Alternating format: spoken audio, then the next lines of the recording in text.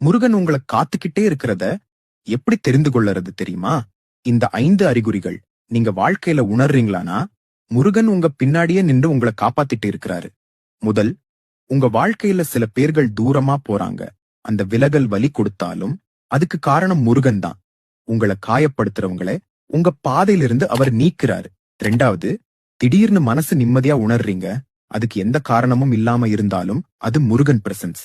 அவர் உங்க மனச தொடர நேரம் அது. 3வது, யாருமே உதவாத இடத்துல ஒரு உதவி தானாக வரும். அந்த உதவி வர்ற நபர் மிக முக்கியம் இல்ல, அந்த நேரத்துல வர்ற அருள் முக்கியம். 4வது, முன்னாடி பயமா இருந்த விஷயம் இப்போ ஸ்லோலி கான்பிடென்ட்டாக ஹேண்டில் பண்ண முடிகிறது. அது உங்க உள்ளத்துக்கு முருகன் தைரியம் ஊட்டுற நேரம்.